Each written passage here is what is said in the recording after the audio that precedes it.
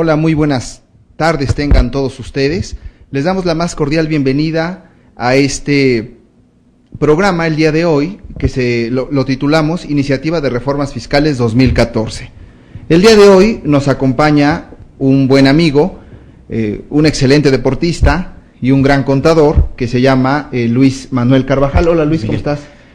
Rosendo, buenas tardes, muchas gracias por la invitación. No, al contrario, gracias a ti. Mira, antes de entrar en materia quería ver si nos puedes platicar un poquito sobre tu trayectoria profesional, Luis. Claro que sí, soy contador público, egresado de la Universidad Popular Autónoma de Puebla, Estado de Puebla, la UPAEP. He ejercido primordialmente mi carrera profesional en la firma Deloitte o Galaz Yamasaki Ruiz Urquiza. Tengo aproximadamente 20 años trabajando para la firma en el área de impuestos. Actualmente soy director del área de impuestos y servicios legales de Deloitte en la oficina de Puebla. Okay. He participado como catedrático en algunas universidades de Puebla, concretamente la UPAEP y la Ibero, y además, participando en foros de reformas fiscales. Bueno, pues muy bien, Luis, pues muchas gracias. Primero, antes que nada, muchas gracias por haber aceptado esta invitación. Sabemos que estás pues muy ocupado, pero te agradecemos mucho el que hayas venido y sobre todo que nos compartas tus conocimientos de manera gratuita, que ese es el espíritu de la comunidad. Con todo Entonces, pues si quieres, podemos comenzar, Luis. Sí, muchas gracias. Muy buenas tardes. Como ustedes saben, tal vez para el día de hoy ya no es una noticia. Desde el pasado 8 de septiembre, el Ejecutivo Federal, esto es la Presidencia de la República, presenta al Congreso su paquete de reformas fiscales, que en este caso valdría la pena destacar que no solamente se trató de reformas fiscales, sino más bien lo que ellos denominaron la reforma hacendaria. No contempla solamente adecuaciones o modificaciones en materia fiscal, sino también contempla algunos esquemas de seguridad social que vamos a abordar más adelante. También contempla algunos temas en reforma financiera. El día de hoy solamente trataremos de abordar algunos de los principales noticias en materia fiscal.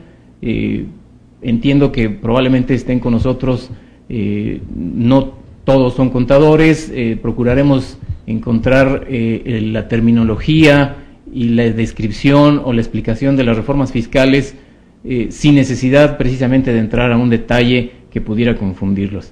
El objetivo del día de hoy es platicar con ustedes la reforma fiscal, tratarla de hacerla más amables, al menos en su terminología, porque probablemente, como ustedes ya habrán conocido a lo largo de los medios, pues no precisamente fue muy amable la reforma fiscal que se propone para el 2014. Bien, pues si gustan, entramos en materia. Podríamos presentar en materia de la ley de ingresos de la Federación. Vamos a encontrar con que la autoridad propone, el Ejecutivo Federal propone, si nos vamos a una pantalla que se llama Marco Macroeconómico 2014, vamos a encontrar con que la autoridad propone un crecimiento del PIB, estima un crecimiento del PIB del 3.9%, estiman que la inflación andará en el 3% anual al cierre de diciembre. Toda la estimación que contempla la recaudación y los ingresos están considerando que el tipo de cambio estará cerrando en 12.6 pesos por dólar. La tasa de CETES promedio se establece en un 4%, consideran ellos que el déficit del PIB andará alrededor del 1.5%. Todos los ingresos petroleros están considerados bajo una base de 81 dólares por barril. Con todas las medidas propuestas, el Ejecutivo Federal contempla que el incremento en los ingresos públicos andará alrededor de los 240,000 millones de pesos. Esto es el 1.4% del PIB. Y bien, en materia ya de ordenamientos fiscales, vamos a encontrar en la ley del impuesto sobre la renta. Empezaremos por el tema de personas morales y bueno, vamos directamente. Ustedes van a poder encontrar que la presentación no precisamente está en función de la estructura de la ley del impuesto sobre la renta. Sin embargo, sí vamos a abordar primero el tema de personas morales, posteriormente personas físicas, pero digamos que en la estructura de personas morales vamos a encontrar no precisamente el orden en el que la ley está estructurada. Voy a hacer mención de algunas reformas que no precisamente obedecen a esa estructura. Pueden ustedes ver en sus pantallas que en materia de personas morales, tratándose de deducciones, algo importante es que se elimina esta depreciación del 100% para maquinaria y equipo utilizado en generación de energía eléctrica de fuentes renovables y conversión a consumo de gas natural y maquinaria también para prevención y control de contaminación ambiental. En este sentido habría que recordar que estos activos o estas inversiones contemplaban una depreciación del 100%, a diferencia de otros activos o de otras inversiones en donde la tasa de depreciación, ustedes saben que se consideraba a lo largo de la vida útil de los bienes. El sentido de esta propuesta pareciera que es desincentivar la generación de inversión en este tipo de rubros, y bueno, desaparece. Más adelante hablaremos de deducción inmediata. En este momento todavía no hablamos de deducción inmediata, sino simplemente que se elimina la depreciación al 100%. Quiero aprovechar para comentarles, y que tal vez pudo haber quedado como de manera introductoria, muchos de los objetivos que vamos a encontrar en esta reforma fiscal contemplan el que se eliminen concesiones, tratamientos preferenciales, y entonces a lo largo de la ley de impuesto a la renta, que vale la pena aclarar que se abroga la ley que hoy conocemos, esto es, ya no existiría más la ley del impuesto sobre la renta que hoy conocemos, y se propone emitir una nueva ley del impuesto sobre la renta. Esto es, no hay una adecuación de varios artículos, de reformar, derogar o adicionar artículos, sino más bien estamos viendo una nueva ley del impuesto sobre la renta. Entonces, en ese sentido, otro tema de deducciones importante a contemplar es que las aportaciones para pensiones y jubilaciones, para planes de pensiones y jubilaciones, no serán deducibles ya en el momento en el que se aportan. Hasta el día de hoy era posible hacer deducciones con ciertas limitaciones de aportaciones para fondos de pensiones. ¿Qué contempla o por qué motivó la autoridad a hacer esta adecuación? Uno de los parámetros que pretenden regir esta reforma fiscal es que existan una simetría fiscal. Esto es, que cuando un contribuyente tiene una deducción, exista otro contribuyente que tiene la acumulación del ingreso como consecuencia de la operación entre ambos. De ahí que entonces el primer ejemplo lo vemos aquí en las aportaciones a los planes de pensiones y jubilaciones, en donde pues bueno, las empresas realizan aportaciones para sus planes de jubilaciones y pensiones, y no precisamente en el momento en el que aportan el trabajador tiene el ingreso, precisamente una previsión o una provisión. Y entonces ahí es el primer momento en el que la autoridad dice, o el legislador pretende decir, que estaríamos encontrando que no hay una deducción por una parte de las empresas y una acumulación por parte de la persona física. Entonces, se prevé que estas aportaciones para los planes de pensiones y jubilaciones no serían deducibles al momento de aportarlo, por lo que en consecuencia van a ser deducibles solo hasta que se dé el efecto de que se paguen efectivamente a los trabajadores. Hay otro tema interesante en materia de deducciones, que son los donativos en especie. Al día de hoy era posible realizar donativos de todo tipo de bienes. Con esta iniciativa de reforma fiscal se pretende que solamente sean deducibles aquellos bienes de productos básicos para la subsistencia humana, esto es, alimentación, vestido, vivienda y salud. También en materia de donativos vamos a encontrar con que se reduce el límite de donativos al gobierno y organismos descentralizados. Estábamos en un 7% de la utilidad fiscal, ese era el límite permitido, ahora únicamente quedará en un 4%. Lo que motivó a la autoridad a proponer esta reforma es que se incentive el que se otorguen donativos a otro tipo de instituciones y no precisamente al gobierno. Tratar de estimular hacia los donativos a otro tipo de entidades. Continuamos con con las deducciones, vamos a encontrar con que no se permite una deducción de pagos entre partes relacionadas, esto es, entre empresas que tienen relación de tenencias accionarias.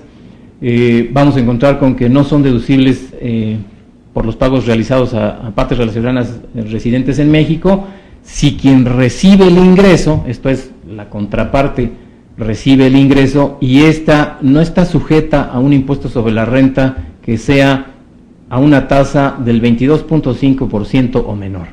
Esto quiere decir que aquella regla que conocíamos que aplicaba a los paraísos fiscales, ahora se aplicaría incluso también para residentes en el extranjero. Esto es, si por alguna concesión, por algún instrumento de operación o por alguna característica especial de tratamiento fiscal de la contraparte, esto es, de la empresa o de la parte relacionada que recibe el ingreso, ese ingreso no estuviera sujeto cuando menos al 75% de la tasa de la ley del impuesto sobre la renta, que es el 30%, por eso hablamos de un 22.5%, vamos a encontrar con que ese pago sería no deducible. Entonces, seguimos bajo la misma línea de que se pretende que cuando un contribuyente tenga una deducción, el otro contribuyente, quien la contraparte, tendría que acumularlo. Entonces, bajo ese esquema de simetría fiscal se propone esta adecuación. Por otra parte, en materia de vales de despensa, esta prestación que ha sido muy recurrida por las empresas con la finalidad de que aquellos contribuyentes, en este caso los trabajadores, las personas físicas, asalariados, pues gozaran de ciertos beneficios tanto en materia de seguridad social como en materia de impuesto sobre la renta, se recurría a estas prestaciones de previsión social que eran los vales de despensa. Aquí es curioso encontrar con que la autoridad fiscal en su exposición de motivos establece que, no se podía asegurar que efectivamente la persona física o los trabajadores realmente estuvieran gozando de estos vales de despensa. Consideraban que se estaba volviendo un instrumento de comercio, un instrumento de cambio, no se sabía si los trabajadores realmente gastaban estos vales en despensa, y entonces se propone que los vales de despensa solo serán deducibles para los patrones o para las empresas, siempre que se utilicen con monederos electrónicos autorizados por el SAT. Se pretende establecer un candado de esta manera para garantizar que quien recibe el vale de despensa realmente lo gaste en eso y sea el beneficiario. Por otra parte, en materia de pagos a los trabajadores, hasta el día de hoy, conforme a la ley del impuesto sobre la renta que tenemos vigente, vamos a encontrar con que la empresa deduce el 100% de las contraprestaciones que le paga al trabajador como consecuencia de sus servicios, sin importar si para el trabajador son exentos o gravados, se deducen al 100%. Y para estos casos vamos a encontrar con que si la empresa paga aguinaldo, vacaciones, prima vacacional, la misma participación de las utilidades de las empresas en favor de los trabajadores, vamos a encontrar que todas estas prestaciones han venido siendo deducibles para el patrón al 100%, pero bajo el esquema de simetría fiscal, la autoridad llega a la conclusión de que precisamente como todos estos conceptos gozan de una exención de impuestos para la persona física, para el trabajador, vamos a encontrar con que ahí hay una simetría a criterio de la autoridad, hay una asimetría fiscal en el sentido de que hay un contribuyente que deduce el 100% de la prestación, pero el contribuyente que acumula no acumula el 100% de esa prestación. De ahí, esta es una de las reformas más importantes o de las reformas que pueden tener un impacto considerable, en el sentido de que vamos a encontrar con que el patrón solo va a poder deducir el 41% de los pagos que sean exentos para el trabajador. O sea, previsión social, fondo de ahorro, una parte de las horas extras, de la propia PTU o participación de las utilidades, y la prima vacacional. ¿Cómo sale ese 41%? La autoridad hace un criterio de similitud de lo que era la tasa del IETU. Recordarán que para efectos de IETU, pues los sueldos no eran deducibles, sino que gozaban de un criterio de acreditamiento. Entonces, pues ellos consideran que la tasa efectiva vendría siendo del 41%, de tal suerte que ahora los patrones que paguen aguinaldo solamente van a poder deducir el 41% de la parte exenta de los aguinaldos. En esa misma línea, en ese mismo sentido, vamos a encontrar con que no son deducibles las cuotas de seguridad social, esto es las cuotas del IMSS, pagadas por el patrón y que son cuotas a cargo de los trabajadores. Recordemos que en materia de seguridad social, en materia de contribuciones de seguridad social, vamos a encontrar con que hay una cuota obrera, una cuota patronal. Ya desde hace muchos años veníamos gozando con que los patrones podían pagar el 100% de las cuotas obreras y a pesar de que no eran contribuciones a su cargo, íbamos a encontrar con que eran 100% deducibles para el patrón. Regresamos a lo que hace algunos años existió, de que no serán deducibles para el patrón, aunque sean pagadas por el propio patrón. Continuamos con el tema de deducciones en materia de impuesto sobre la renta para personas morales. Vamos a encontrar con que se disminuye nuevamente, aunque ya teníamos bastantes años con este límite, pero se disminuye nuevamente el límite deducible de automóviles o de inversión en automóviles para las empresas. Hoy veníamos en 175,000 pesos más IVA por automóvil, se pretende reducir a 130,000 pesos por depreciación. Desde luego que este es el límite deducible, que además habrá que ir depreciando a lo largo de 4 años. En ese mismo sentido, se adecúa el límite deducible en materia de renta. Hoy en día tenemos 250 pesos diarios de renta por automóvil, se limita a 200 pesos diarios tratándose de rentas de automóviles. En este sentido, la autoridad considera que han venido existiendo abusos por parte de los contribuyentes en materia de inversión en automóviles, y lo que ya ha venido sufriendo muchas adecuaciones desde hace muchos años. Recordemos el tema de los automóviles utilitarios, después la reducción a 175,000 pesos, hoy la reducción a 130,000 pesos. Entonces hay una disminución y un control muy claro por parte de las autoridades por lo que se refiere a la deducción de inversión en automóviles.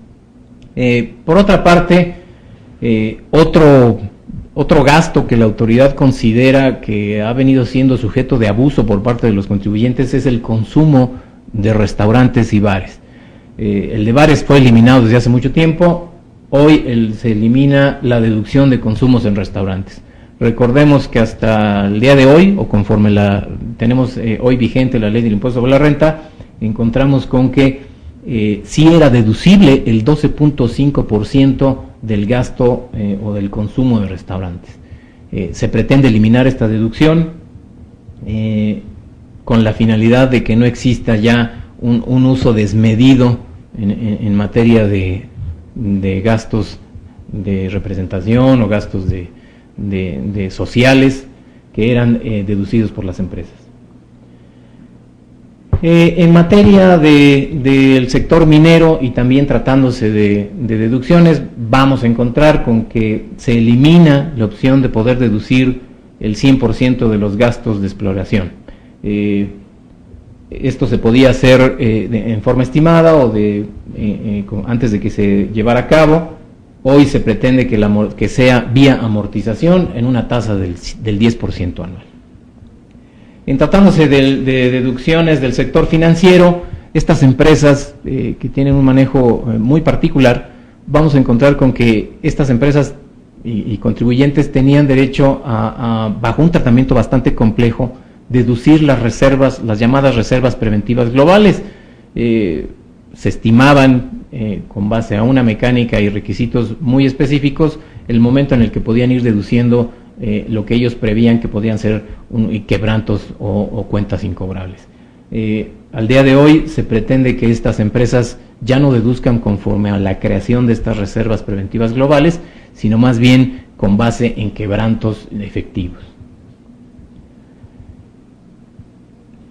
Otro tema muy importante en materia de la ley del impuesto sobre la renta es, como ya decíamos, bajo el eje fundamental de esta propuesta, el que se pretenden eliminar privilegios, se pretenden eliminar aquellos regímenes que gozaban de ciertas facilidades.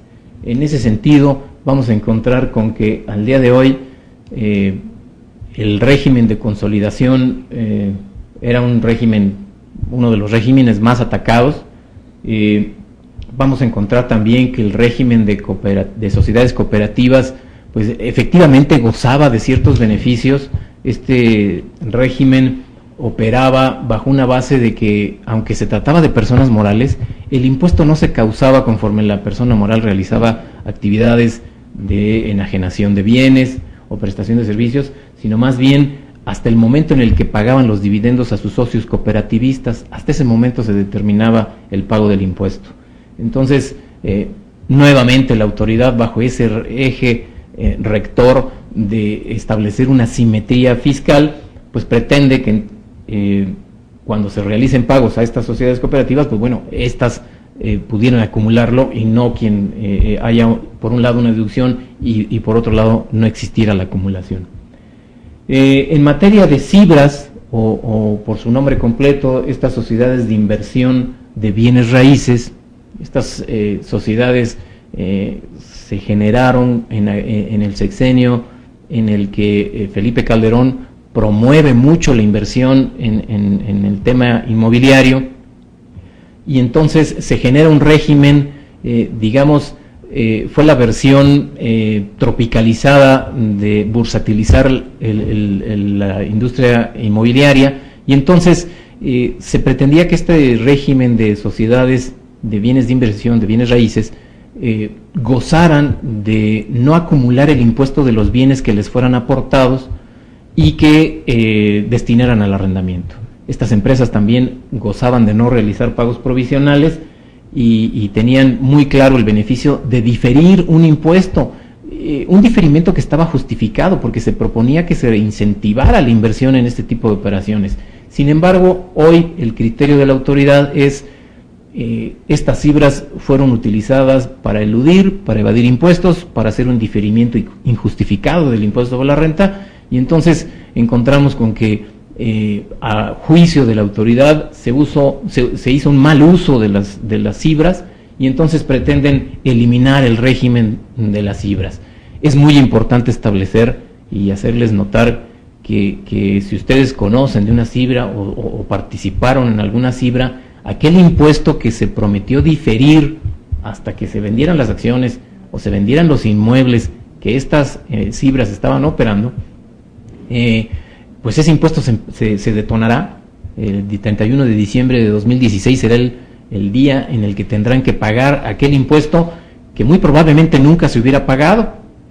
Quienes entraron al régimen de cifras, les quedó muy claro que había un impuesto diferido y que había condiciones que había que ir cuidando. Muy probablemente en el curso normal de las operaciones, este impuesto o estos requisitos de no vender las acciones o de no vender los inmuebles seguramente nunca se darían. Entonces hoy entramos a un esquema en que aquel impuesto que se iba a diferir probablemente sin fecha de pago, hoy habrá que contemplar en estas empresas que el 31 de diciembre, de pasar la reforma fiscal, tendrán que provisionar, tendrán que considerar la forma en que el 31 de diciembre de 2016 tengan que pagar este impuesto. También en materia de construcción, sin duda una de las reformas más importantes también es que se pretende que estas empresas que trabajan bajo contratos de obra, empresas de construcción, ya no pueden establecer o deducir los costos estimados. ¿Qué quiere decir con esto? Imaginémonos de una empresa constructora que sale a la venta, muy probablemente en un terreno que seguramente estará todavía en terreno baldío, con una sombrilla, una mesa provisional, un vendedor vendiendo sobre una maqueta o sobre un plano, firmando contratos incluso de anticipos, de enganches. Bueno, pues conforme a la ley del impuesto sobre la renta, en ese momento se detonaba la acumulación del ingreso, y sin embargo el contribuyente, la empresa, aún ni siquiera empezaba con costos y gastos por lo que significaba el desarrollo de la obra. Esto generaba una cierta inequidad de obtener ingresos en la primera parte del proyecto y seguramente para cuando el proyecto ya empezaba a generar gastos y costos, muy probablemente ya no había más ingresos. Entonces se generaban los ingresos al principio del proyecto y las deducciones al final del proyecto. Entonces, si fuera la única actividad de una sola empresa, pues estábamos en una situación grave en donde primero se acumulaba el ingreso, se pagaba el impuesto y después tenían las deducciones. Bajo ese esquema, la ley del impuesto sobre la renta actual establece la posibilidad de estimar costos y entonces poder deducir contra estos ingresos que se obtienen en las primeras etapas de desarrollo, de desarrollos inmobiliarios, poder deducir un costo estimado, que tenía sus limitantes, tenía sus requisitos, pero finalmente generaba una situación de gravamen para las empresas un poco más equitativa. Esta estimación de costos con la iniciativa de reforma fiscal del 2014 se prevé que se elimine. Las empresas tendrán que hacerle frente a la manera de cómo deducir sus ingresos, sus costos y gastos en una etapa de preventa que puede ser tal vez incluso de generar una problemática de flujo para las empresas. Otra disposición interesante es, recordemos que la ley del impuesto sobre la renta tiene una facilidad de poder acumular el impuesto conforme se vayan cobrando. En ciertas operaciones, la ley del impuesto sobre la renta permite que se pudieran hacer deducciones, que se vayan realizando acumulación de ingresos, no en el momento de expedir el comprobante ni en el momento de entregar el bien, sino conforme se cobren y se vayan cobrando efectivamente. A juicio de la autoridad fiscal, esta es una concesión que ya no tiene sentido, que no le ven el momento económico para el que siga subsistiendo, y entonces, pues así de simple, se pretende eliminar el tratamiento o régimen fiscal de las ventas a plazos. Existe un régimen de transición para ir contemplando cómo se realizará el tratamiento fiscal para aquellas operaciones de enajenaciones a plazos que inician en el 2013, pero que estarían siguiendo operando bajo 2014. Seguramente en otras reformas, seguramente ya habrán ustedes conocido, existen en la ley del impuesto sobre la renta un régimen simplificado que originalmente se creó para ciertos sectores de la actividad comercial productiva. Pues bueno, simplemente se elimina el régimen simplificado, ya no tendremos más régimen simplificado, que el mismo había sido disminuido ya desde hace muchos años con una serie de reglas. Ya no era un régimen realmente de diferimiento o de no causación de impuesto, ya veníamos sobre un régimen en donde se enfrentaban ingresos y gastos conforme se pagaran. Continuando con las reformas que se proponen para personas morales, vamos a encontrar un nuevo régimen para el pago de dividendos. Recordemos que conforme a nuestra ley del impuesto sobre la renta vigente al día de hoy, existe un impuesto sobre la renta a las actividades empresariales y otro que puede ser adicional, que sería el régimen del impuesto corporativo, pero nunca con una duplicidad. Las empresas que generaban utilidades, que pagaban impuestos, generaban una cuenta. Si ustedes son contadores, recordarán que hay una cuenta de utilidad fiscal neta que pues no era más que un registro donde se contemplaban las utilidades que ya habían pagado impuesto, para que cuando las empresas distribuyeran ese impuesto, esas utilidades, no tuvieran que volver a pagar impuesto nuevamente. No existía un régimen adicional al momento de pagar los dividendos. Hoy se propone que se pague un gravamen adicional del 10%, aplicaría a las personas físicas nacionales y residentes en el extranjero. Esto es cuando se paguen dividendos a personas físicas nacionales o residentes en el extranjero, obviamente que sean socios de personas morales residentes en México, estarían siendo sujetos de un 10% de impuesto sobre la renta. El impuesto sería a cargo de la empresa, es un impuesto definitivo y se tendría que enterar a más tardar el 17 del mes siguiente en el que se pague el dividendo. Este impuesto definitivamente no estaba contemplado. Hace muchos años consideramos había una retención del 5%, en este caso no es retención, es un impuesto definitivo y está a cargo de las empresas. Tratándose de la participación de las utilidades de los trabajadores en las empresas, de la participación de los trabajadores en las utilidades de las empresas, vamos a encontrar con que desaparece el cálculo que contemplaba una mecánica, o pretende que se desaparezca el cálculo que contempla una mecánica muy diferente a la que se determina para obtener el impuesto sobre la renta. ¿En qué consiste? El día de hoy el impuesto sobre la renta contempla un artículo 16 en donde hay una mecánica donde básicamente elimina efectos inflacionarios tanto en ingresos como en deducciones para poder establecer o determinar la base sobre la cual tengan que repartir las utilidades a los trabajadores.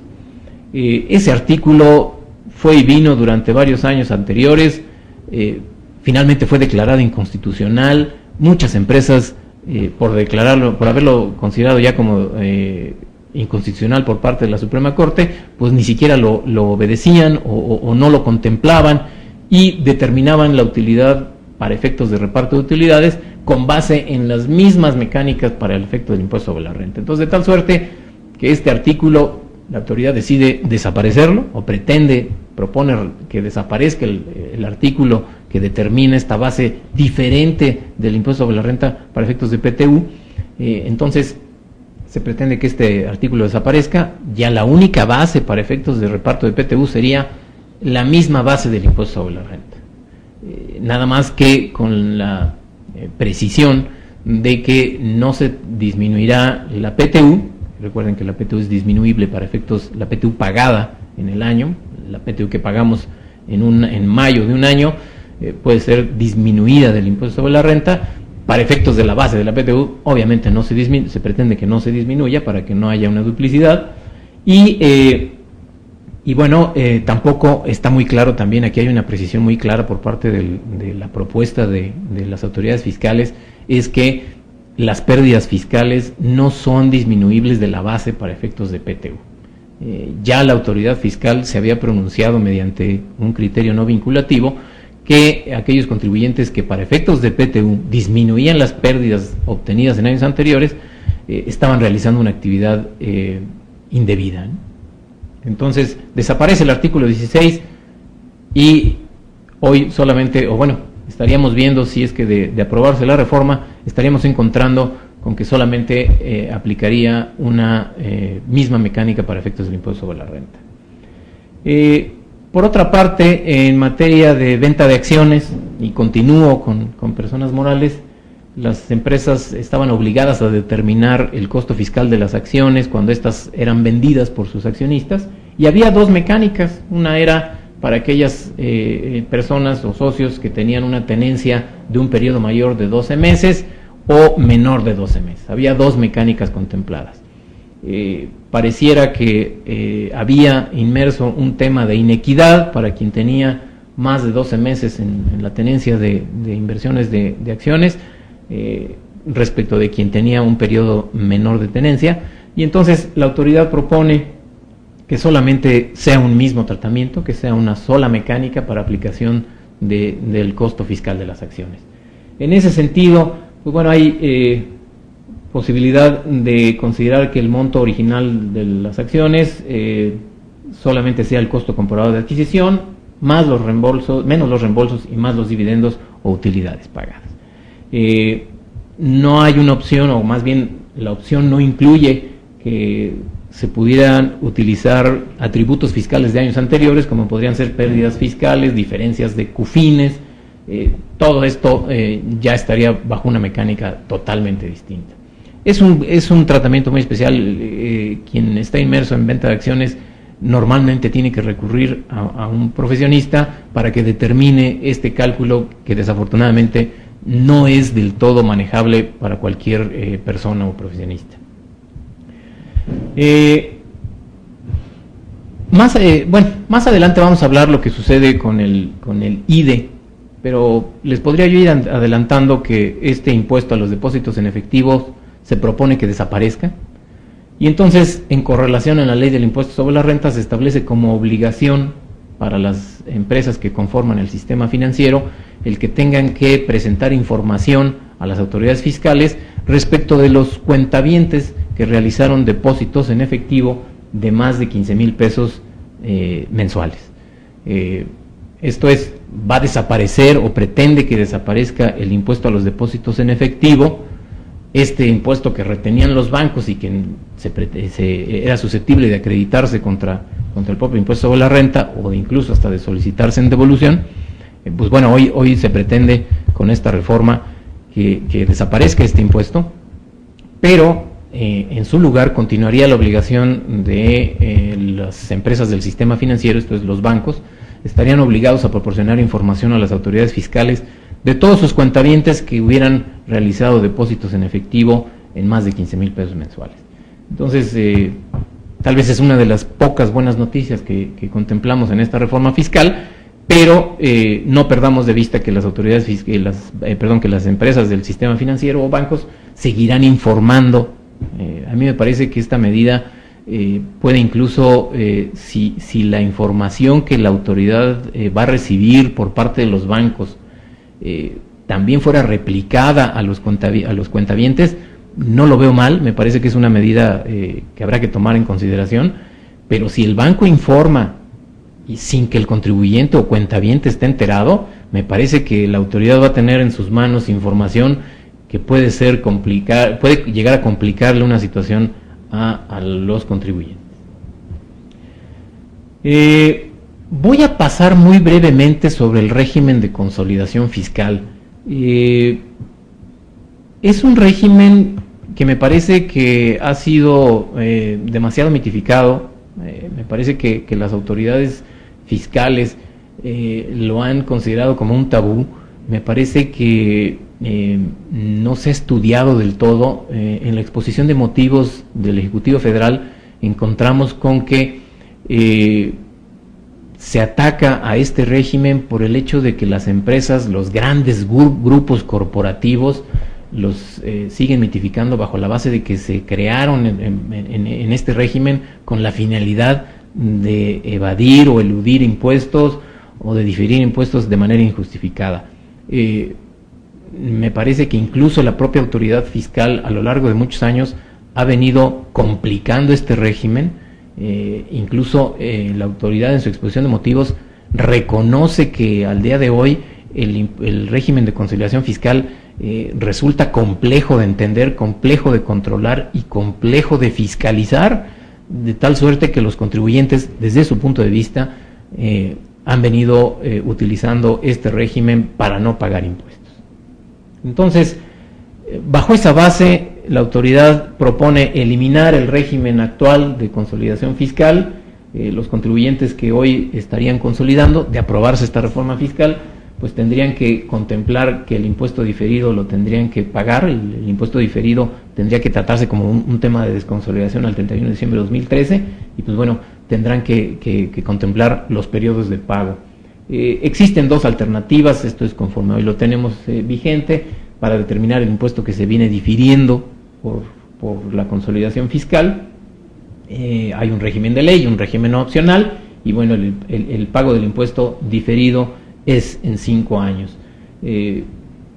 También podríamos decir que el impuesto diferido, si avanzamos a la siguiente pantalla, el impuesto sobre la renta del régimen de consolidación fiscal se pretende ahora que se genera a través de un nuevo régimen. Esto es, desaparece el régimen fiscal de consolidación que hoy conocemos, pero en su lugar la autoridad propondría un nuevo régimen de consolidación fiscal al cual denomina integración fiscal, un régimen de integración fiscal. En este sentido, ellos proponen que puedan ser sujetos de este régimen cuando las empresas participen en otras sociedades, cuando menos al 80%. Al día de hoy era el 50%, el régimen actual contemplaba más del 50%, estaríamos viendo que ahora sería el 80%. No reconoce este nuevo régimen atributos anteriores, esto es, pérdidas fiscales anteriores, ni nada por el estilo. El resultado fiscal se pretende que se determine, o más bien el impuesto sobre la renta se pretende que se determine a partir de un resultado fiscal neteado con pérdidas fiscales de otras empresas, y el impuesto que se llegue a diferir bajo este nuevo esquema o nuevo régimen de integración fiscal se podrá diferir en 3 años, en 3 ejercicios fiscales.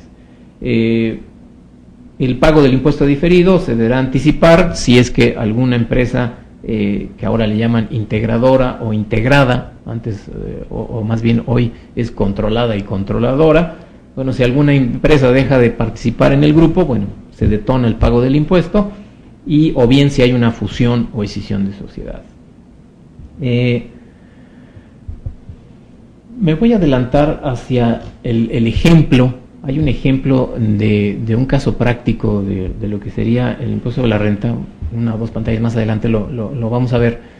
Vamos a encontrar con que en el régimen actual de la ley del impuesto de la renta es una sumatoria. Finalmente estamos hablando de una sumatoria de utilidades o pérdidas fiscales. Con este nuevo régimen de integración fiscal se pretende que sean una sumatoria de resultados fiscales, pero disminuidos con pérdidas fiscales.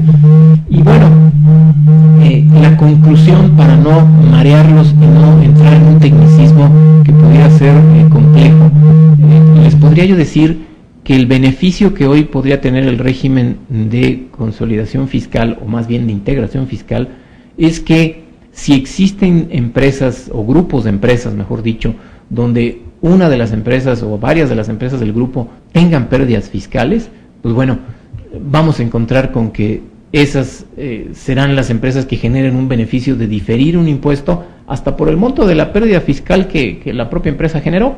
Entonces, podría darse el caso de que en un año, si hubiera pérdida fiscal de alguna de las empresas, como es el caso de lo que ven ustedes en sus pantallas, en donde la integrada A, digamos que viene a ayudar al resultado fiscal de todo el grupo con una pérdida de 300 pesos. Si ustedes se encuentran con que al final del día, pues el 30% de esos 300 pesos es el impuesto que estamos difiriendo, porque esos 300 pesos es el valor del impuesto que se está evitando pagar al sumarlo con el resto de las utilidades de las empresas que conforman el grupo. Entonces, voy a resumir el tema de consolidación fiscal diciendo que hay un nuevo régimen, que se propone un nuevo régimen más sencillo, o pretende ser más sencillo desde el punto de vista de la autoridad, con más facilidad de fiscalización, con mayor control. El diferimiento ya solamente es únicamente cuando haya pérdidas fiscales, y que además ese diferimiento será en 3 años, hasta 3 años, cuando mucho. Vamos a pasar ya la última parte de la ley del impuesto sobre la renta, que son los estímulos fiscales. En materia de estímulos fiscales, ya les comentaba al inicio de la plática que se elimina la deducción inmediata.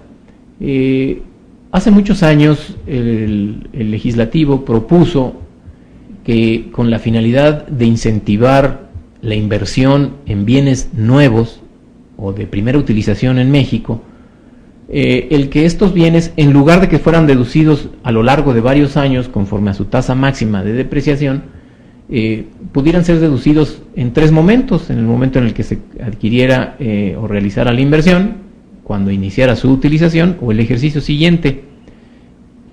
Desde el punto de vista de la autoridad fiscal, en su exposición de motivos establece que ya no se justifica la deducción inmediata, ya no es el momento en el que realmente las empresas requirieran de incentivar la inversión en bienes nuevos, y de tal suerte que incluso considera que se ha venido utilizando la deducción inmediata de manera injustificada.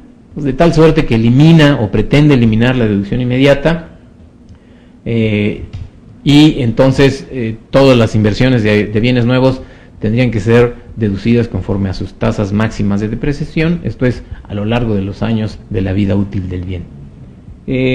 Por otra parte, otro estímulo interesante es a las empresas que participaban como desarrolladores inmobiliarios, tenían la posibilidad, bajo este esquema del que hablábamos hace un momento, de cómo ir tratando los ingresos y las deducciones en un desarrollo inmobiliario. Estas empresas tenían la facilidad, el estímulo de poder deducir los terrenos al momento de adquirirlos, con el compromiso de venderlos o de ir acumulando un cierto porcentaje mientras esos terrenos no se pudieran ir vendiendo. Esta era una facilidad o un estímulo fiscal. Se propone con esta iniciativa de reforma que desaparezca esta deducción, nuevamente bajo el esquema de la simetría fiscal de la que hemos venido hablando, en donde el objetivo es ir eliminando los tratos preferenciales. Asimismo, pues el fomento para el primer empleo, que fue creado hace ya algunos años, desaparecería con esta iniciativa de reforma fiscal. Hay algunos estímulos fiscales que se ajustan, y es el denominado estímulo de producción cinematográfica.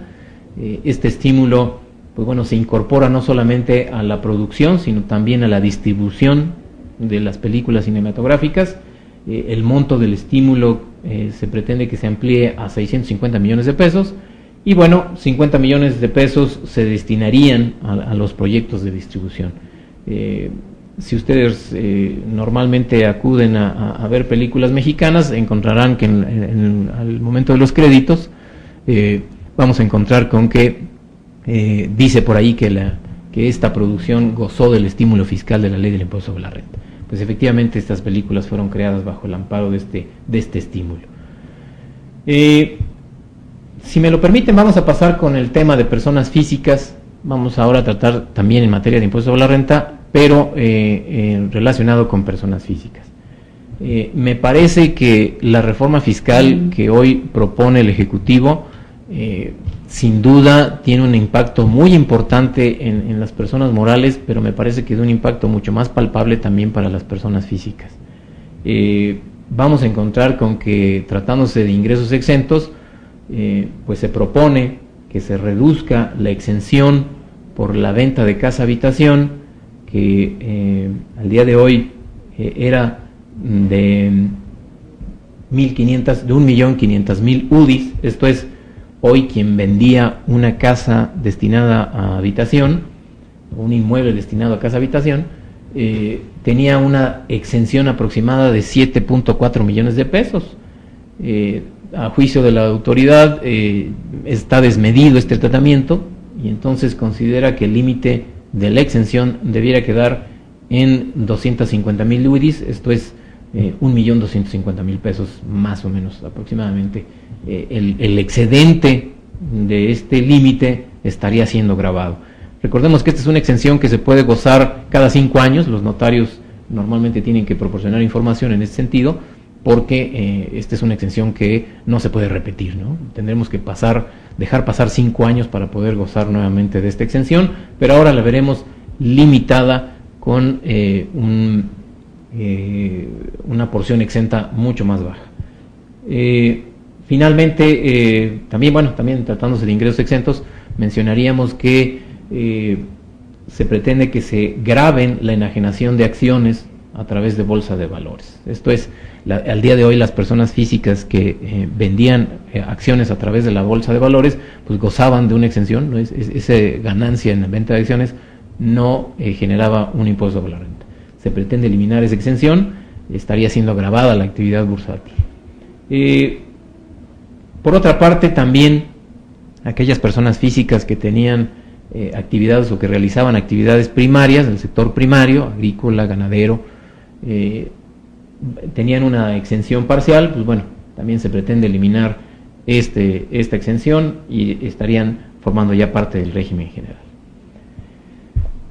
Si pasamos a la parte de personas físicas con actividad empresarial, aquellas personas físicas que realizaban actividades de comercio, pues vamos a encontrar con que en el mismo sentido y en correlación con la reforma que platicábamos para personas morales, pues encontremos con que la deducción de la cuota obrera de las aportaciones al IMSS, pues bueno, sería deducible solamente en la parte del patrón. La parte que absorbe el patrón de las cuotas obreras no es deducible. También desaparece la deducción inmediata para quienes realicen actividad empresarial. Se pretende que se elimine la posibilidad de llevar contabilidad simplificada. Ya tendrían que llevar una contabilidad conforme a todas las reglas que contempla el Código Fiscal de la Federación. También recordemos que las personas físicas que realizan actividades empresariales tienen un régimen más o menos parecido, si puede valer la expresión, muy parecido a lo que sería el régimen de personas morales. Entonces, Esto no es más que una réplica de lo que vienen siendo la propuesta de reformas fiscales en las personas morales.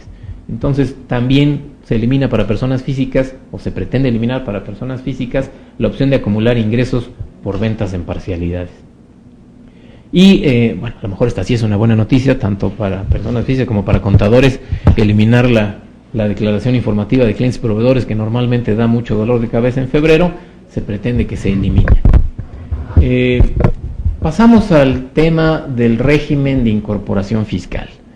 Este régimen lo propone la autoridad bajo la base de querer invitar a la economía informal a participar en un esquema gradual de pago de impuestos sobre la renta, en el que aquellas personas físicas que realizan algún tipo de actividad empresarial, que enajenan bienes o venden bienes o que prestan servicios y que para ello no requieren título profesional, y que además sus ingresos sean que no excedan de $1,000,000 de pesos, pues bueno, este tipo de contribuyentes, o más bien este tipo de personas, los pretende invitar a que sean contribuyentes bajo la base de subirse al barco de la economía formal, con el, digamos, vamos a decir, con el dulce que sería de poder participar en los esquemas de seguridad social. Esto es,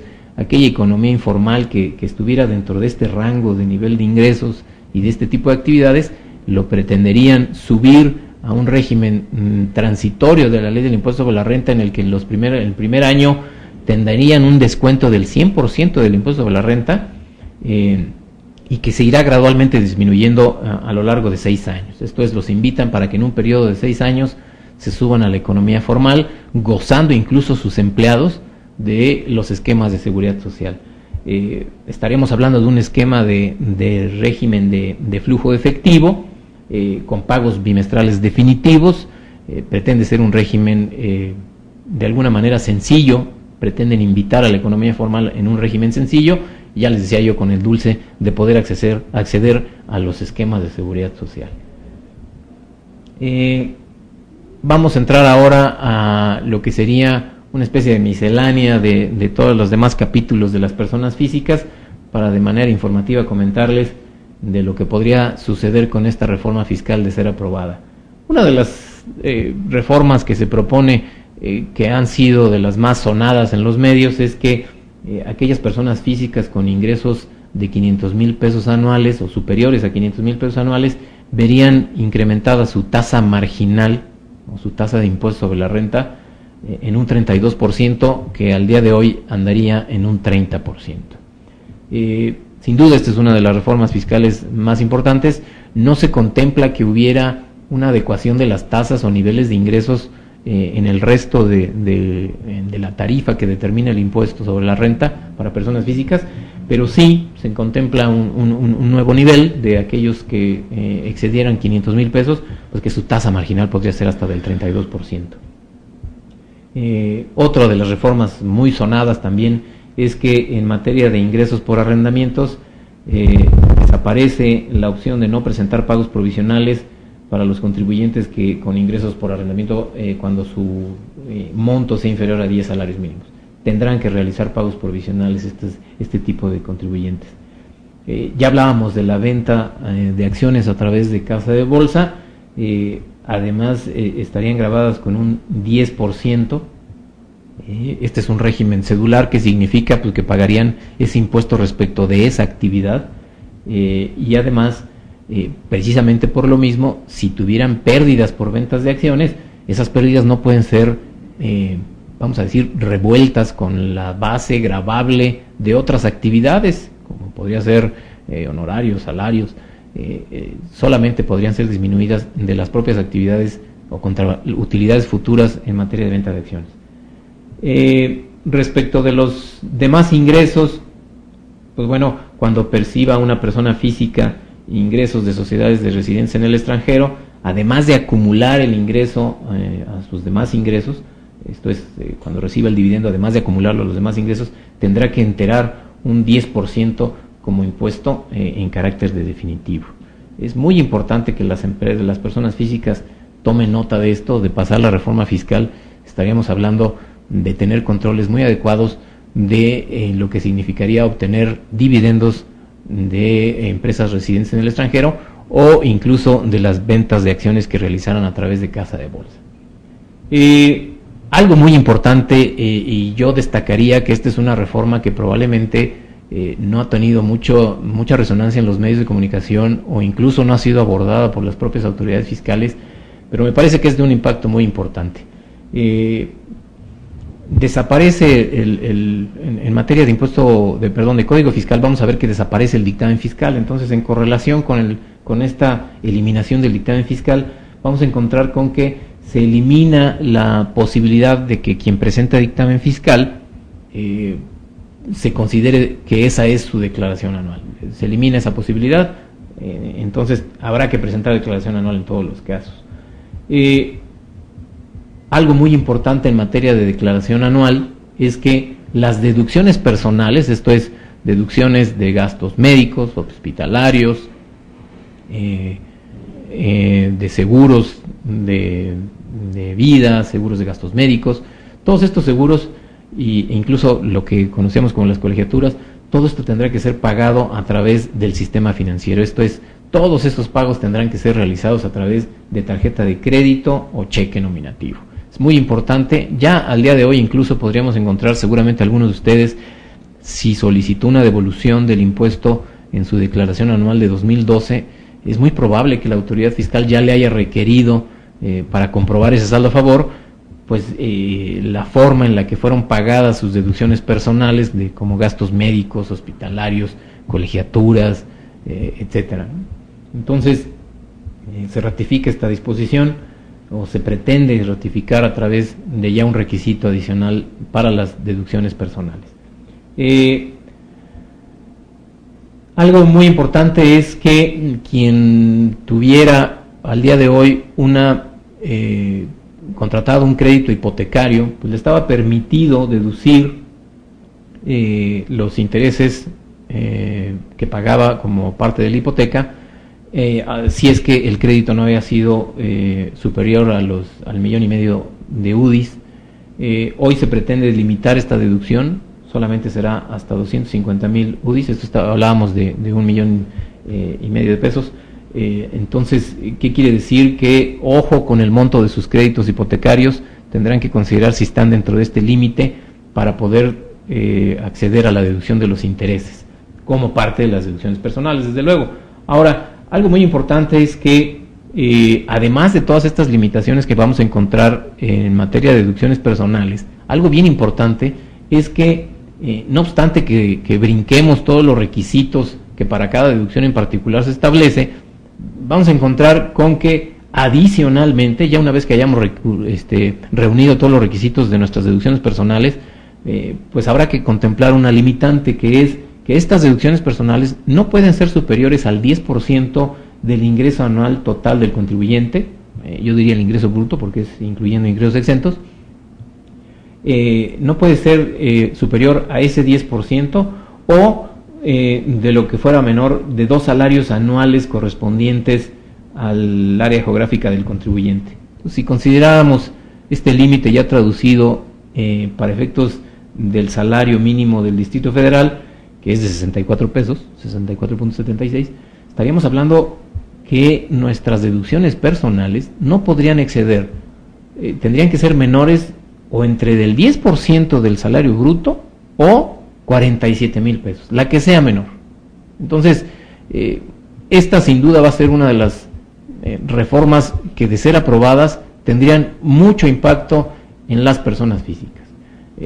Al día de hoy no había limitante en cuanto a monto de deducciones personales, salvo el caso de los créditos hipotecarios, que tenían una limitante en UDIs, pero si librábamos ese límite del crédito hipotecario, pues íbamos a encontrar con que eran 100% deducibles los intereses, 100% deducibles los gastos médicos, 100% deducibles en las colegiaturas, que bueno, las colegiaturas tenían un límite, pero todas esas deducciones personales no tenían ninguna limitación, eran deducibles al 100%. Hoy tendremos que contemplar el rango de estos dos parámetros. Muy brevemente les comentaría, pasando al tema de los tratados para evitar la doble tributación, solamente contemplar que se pretende que para evitar que exista un abuso de los beneficios que establecen los tratados para la doble tributación, recordemos que México tiene firmado convenios o tratados con otros países, con otras legislaciones, a fin de que no se duplique el impuesto pagado cuando se realizan operaciones entre residentes de los países que participan. ¿De qué se trata la medida o qué pretende la medida? Es que estaremos viendo que la autoridad estará facultada para obtener información de lo que será la legislación de aquel tratado o de aquel país, con el objetivo de comprobar que hay una doble tributación jurídica. Esta información tendrá que ser proporcionada por el representante legal, tendrá que contener las disposiciones relevantes del país de donde provengan los ingresos o con quien se realicen los ingresos, operaciones con que México tenga tratado para evitar la doble tributación, y bueno, pues tendrá que aportar información que considere necesaria. En pocas palabras, si nosotros gozamos de un beneficio establecido en el tratado para evitar la doble tributación, voy a decir Alemania, el representante legal tendrá que estar proporcionando información que contenga la legislación alemana a efectos de verificar que efectivamente hay una doble tributación de la cual se pretende evitar y ser beneficiario de las disposiciones del tratado. Entonces, ya no solamente es acogernos a las disposiciones fiscales de nuestro país, sino que también tendremos que contar con elementos probatorios de que la legislación del otro país nos estarían afectando, y por ello tendríamos que echar mano de los beneficios de los tratados. Dejamos en este momento ya lo que son las propuestas de reformas fiscales de la ley del impuesto sobre la renta. Vamos a hacer un paseo más o menos breve de lo que serán otras disposiciones. Y en materia de IETU, en materia de impuesto sobre la renta, de impuesto a los depósitos en efectivo, solamente mencionar lo que ustedes ven en pantalla, es que el IETU o el impuesto empresarial a tasa única y el impuesto a los depósitos en efectivo se propone que sean abrogados. Entonces desaparecerían estos gravámenes. Recordemos que el IETU vino a aparecer como un impuesto mínimo en México, como un impuesto de control, en donde si la empresa no pagaba impuesto sobre la renta o causaba un impuesto sobre la renta mínimo, pues era probable que a lo mejor tuviera que pagar un impuesto empresarial a tasa única, tal vez incluso mayor. Ese impuesto se pretende que desaparezca. Otro impuesto de control era el impuesto a los depósitos en efectivos, también se pretende que desaparezca. Ya mencionaba yo al principio de la plática que este impuesto se pretende desaparecer, pero continúa la obligación de las entidades financieras de proporcionar al SAT información sobre quien ha venido realizando depósitos en efectivo. Entonces, probablemente si ustedes revisan la exposición de motivos de esta propuesta de reforma fiscal, van a encontrar con que pareciera que fue como que la letra de cambio. La autoridad considera que recoge el reclamo de los empresarios de la eliminación del IETU, de la eliminación del IDE, pero en su lugar propone un esquema de un impuesto sobre la renta donde ya no hay privilegios, donde no hay concesiones, donde no hay regímenes preferentes, y entonces pareciera que es la letra de cambio. Quitamos el IETU o proponemos quitar el IETU, el IDE, pero en su lugar establecemos un impuesto sobre la renta con mucho más control bajo el parámetro de lo que decíamos de una simetría fiscal. Continuamos con la ley del IVA. En materia de la ley del IVA, les diría que esta propuesta de la ley de gravar los alimentos y medicinas, pues bueno, nuevamente se deja en el tintero. No es una reforma que está contemplada en esta propuesta. Vamos a encontrar con que una de las principales reformas que se proponen a esta ley del IVA es que se aplique una tasa general en todo el país. Recordarán que en la zona fronteriza de nuestro país se aplica una tasa reducida del 11%, el resto del país aplica el 16%, bueno, se pretende que sea generalizada. Dentro de la exposición de motivos pueden ustedes encontrar con que la autoridad hace un análisis y dice que ya no es el momento de político ni fiscal para llevar a cabo esta distinción en la aplicación de tasas. Incluso considera que el resto del país reclamaba una inequidad tributaria, dado que en la zona fronteriza o región fronteriza se aplicaba una tasa de IVA menor. Esta tasa de IVA menor obedecía a la práctica comercial de las zonas fronterizas para precisamente no dejarlos fuera de competencia. Sin duda ustedes habrán encontrado los reclamos de todos los grupos empresariales o de contribuyentes de estas regiones fronterizas, donde pues obviamente pareciera que los dejan fuera de competencia aplicando una tasa del 16%. Me parece que la autoridad pierde de vista que hoy en día, incluso con una tasa del 11%, encontramos a muchísimas personas que hacen sus compras del otro lado de la frontera. Hoy, con una tasa del 11%, se da esta práctica comercial y, sin embargo, aún así compiten con tasas de impuestos indirectos o tasas de IVA del otro lado de la frontera de alrededor del 8%. Pensar en proponer un régimen de un 16% me parece que promovería aún más esta práctica de dejar fuera la actividad comercial de las zonas fronterizas. Vamos a encontrar en materia de exenciones en la ley del impuesto al valor agregado que se propone reformar, que desaparecerían la exención de impuesto en la venta, renta y pagos de hipoteca de casa habitación. Esto es, quien pretende vender hoy una casa, habrá que contemplar que si de esta reforma fiscal se aprueba, pues encontraremos que si hoy en diciembre ustedes pretendían vender una casa de 1 millón de pesos, pues bueno, para enero de 2014 ya estaría costando un 16% más cara. Tendrían que cobrarle a su cliente un 16% más. Habrá que contemplar que seguramente muchas veces en las negociaciones de casa habitación que se dan entre particulares, pues normalmente hablamos de un precio total, de un precio bruto.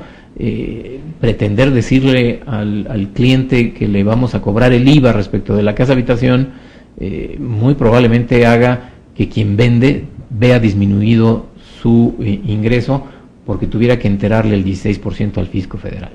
Entonces es muy importante esta parte, así como lo es también el que se eliminaría con esta reforma la exención de los servicios de enseñanza.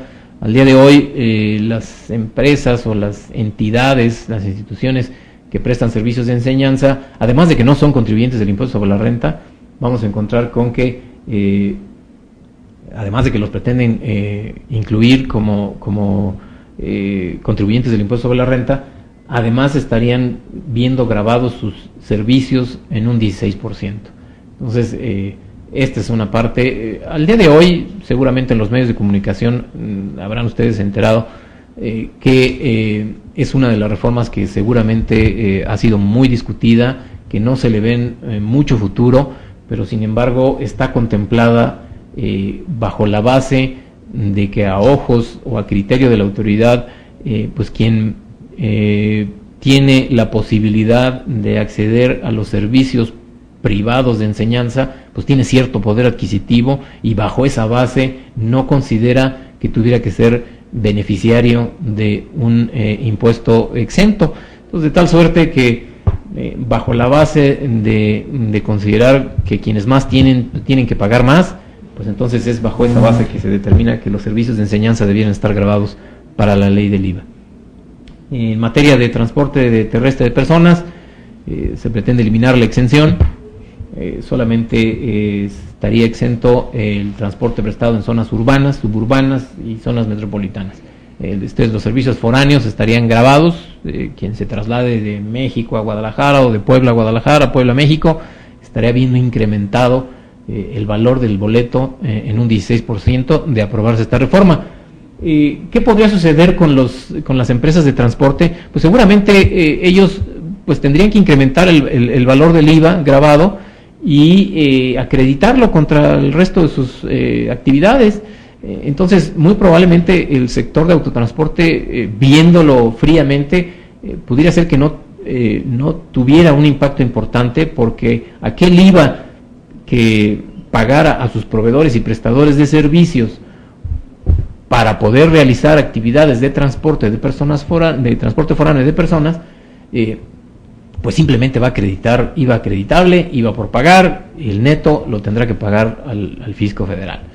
Pero el que sí finalmente sufrirá las consecuencias de un gravamen de esta naturaleza sería el consumidor final. Encontraríamos con que o público en general que tuviera que ser trasladado de manera foránea, pues vería incrementado el valor del servicio en un 16%. Asimismo, se pretende eliminar la exención del impuesto al valor agregado en espectáculos públicos, excepto teatro y circo. El resto de los espectáculos públicos, como podrían ser conciertos, estarían grabados con una tasa del 16%. Y bueno, en materia de exportación de servicios, vamos a encontrar también con que se pretende eliminar el tratamiento de tasa cero a la prestación de servicios de hotelería cuando se realizan por empresas de hotelería en congresos donde participan turistas extranjeros. Esto se consideraba hasta el día de hoy como una exportación de servicios, aunque el servicio se prestaba en México. El hecho de que vinieran turistas extranjeros a participar en congresos, eso se consideraba como exportación de servicios sujetos a la tasa del 0%, pero sin embargo se pretende eliminar este tratamiento de 0% por exportación y estaríamos hablando de un 16%. En materia de comercio exterior, voy a tratar de no enredarlos mucho, solamente voy a hacer mención de que recordarán que algunas empresas tienen derecho o bajo su esquema de operación de importación temporal no pagan el impuesto de importación, esto es, no pagan el IVA al momento de importar los bienes, con el compromiso de exportarlos ya transformados. Sin embargo, ese impuesto se puede llegar a pagar en el momento en que o se nacionalizan, se cambia a régimen definitivo la importación, o se venden en territorio nacional. Entonces, ese tratamiento, nuevamente, a ojos de la autoridad, ya no es justificado, y entonces proponen gravar las importaciones temporales. Ya desde el momento en el que sean importados, tendrían que ser pagados el impuesto al valor agregado. Las empresas que cuentan con estos programas de importación, el denominado IMEX, pues tendrá que contemplar que ahora el impuesto se pagará al momento de importarlo. Esto generará un tema de devoluciones de saldos a favor para este tipo de empresas, que entrarán en el viacrucis de solicitar devoluciones de saldos a favor a la autoridad fiscal. Hay una adecuación en los regímenes aduaneros.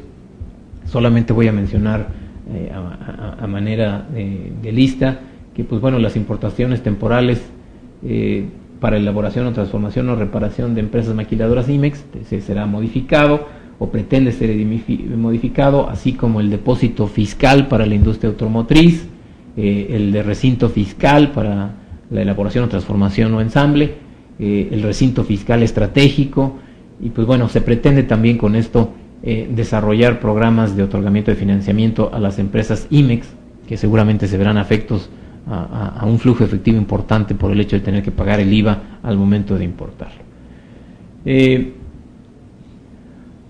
Seguramente esta es otra de las reformas que ustedes han oído en los medios de comunicación, el famoso IVA a los chicles o gomas de mascar, que venían gozando con una tasa del 0%. La autoridad llega a la conclusión de que este no es un alimento, y entonces se propone que ya su enajenación esté grabada al 16%.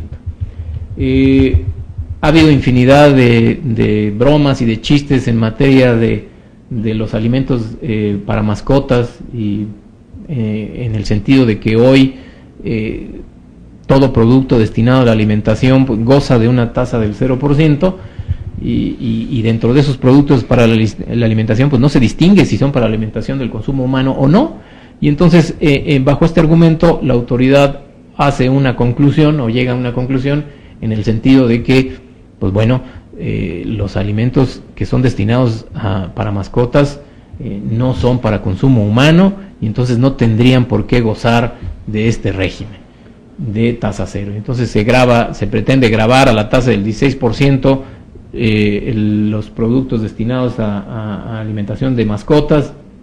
Esto es muy curioso porque pues bueno, también parte de la base de que quien tiene una mascota pues tiene un cierto poder adquisitivo, y entonces no hay una razón de por qué no pagar impuestos sobre el consumo.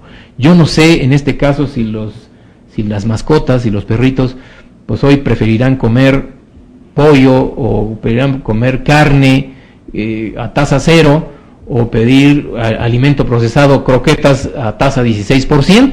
Entonces pues resulta muy controversial esta reforma fiscal. Otra parte es el oro o la joyería, orfebrería, todas estas piezas que hoy gozan de un 0% de impuesto en su enajenación, estarían grabadas al 16%. Vamos a hablar también, que bueno, hay un tema muy especial, muy especializado más bien, que es el tema de las OFOMES. Bueno, en este sentido, la autoridad propone homologar el tratamiento fiscal en materia del acreditamiento de impuesto. Las OFOMES ya gozan de un cierto tratamiento en materia de acreditamiento. Bueno, les será aplicable aplicable el régimen que le aplica al resto del sistema financiero. En materia de faltante de inventarios, donaciones y servicios gratuitos, con esta adecuación a la ley del impuesto al valor agregado, se propone que se definan los momentos de causación. Entonces, aquí es muy importante, si llegara a haber un faltante de inventarios, pues bueno, están ya muy claros los momentos en los que se causaría el impuesto al valor agregado por un faltante de inventario que pudiera ser determinado por la autoridad.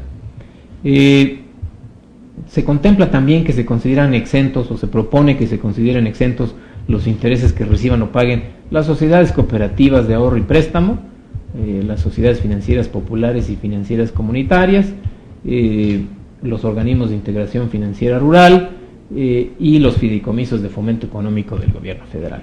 Algunas precisiones en materia de intereses exentos. Y bueno, vamos a continuar con el transporte aéreo internacional de bienes. Vamos a encontrar con que se pretende homologar el tratamiento aplicable para el transporte aéreo internacional de carga y de pasajeros. Recordemos que al día de hoy solo el 25% era una parte grabada, y todos estos criterios de determinación de la base en materia de transporte aéreo internacional de bienes estarían sufriendo una modificación. Desde luego que hay disposiciones transitorias en la ley del IVA, dado que recordemos que en la ley del IVA hay un régimen de flujo de efectivo. Bueno, hay toda una serie de disposiciones. En nuestra siguiente pantalla encontraremos con que hay una serie de disposiciones transitorias para efectos de determinar en qué momento debemos de contemplar el nuevo régimen de la ley del IVA, si es que estamos hablando de operaciones que se realizaron entre 2013, que se haya proporcionado el servicio, sobre todo que se haya proporcionado en 2013, pero que el pago se hubiera realizado en 2014. Entonces, estas disposiciones transitorias habrá que tomarlas en consideración.